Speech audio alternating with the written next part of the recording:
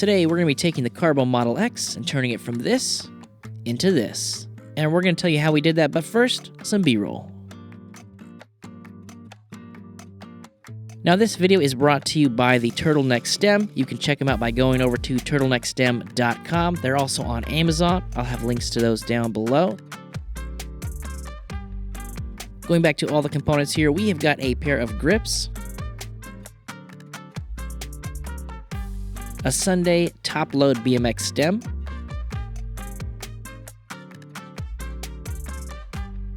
the TurtleNeck stem, and some 9-inch BMX handlebars. Now, let's get to the assembly. First, we're going to remove the top cap so we can slide the stem onto the TurtleNeck stem. Once that's been removed, go ahead and insert the stem, tightening up the 2 side bolts here. Now, you can go a couple different ways. Some people mount it to the bottom and add spacers on the top. I just chose for this particular build to mount it as high up as I could go, giving me a little bit of a cleaner look.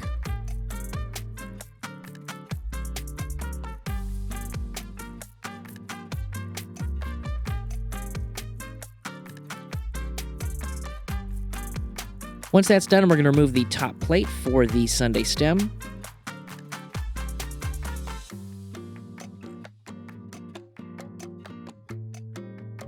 Next, let's set the handlebars on top of the stem and return that top plate of the stem to its rightful position. Now I sort of started these bolts, and then once I got closer to the end before everything got too tight, then I put the handlebars up in the position that I thought was going to be close to what I was going to do when I installed it on the Carbo Model X.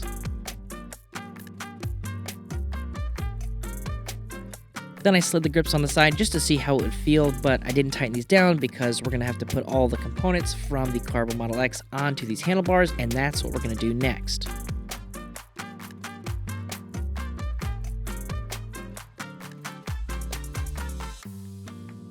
First, we're going to loosen the 2 side bolts on the stem. Then, we're going to remove the center cap for the existing stem. Now, the Carbo Model X has a fairly unique center cap design, so if your bike looks a little bit different, don't be alarmed. This is sort of a different bike here. Once we've loosened all that, we can go ahead and remove the stem from the Carbo Model X. Next, let's place the TurtleNeck stem on top of the steer tube.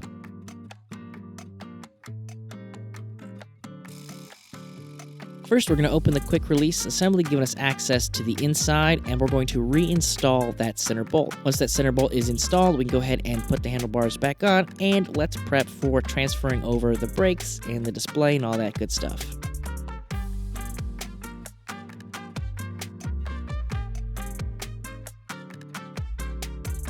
Heading over to the disattached Carbo stem, we're going to remove the grips, the brakes, and the display.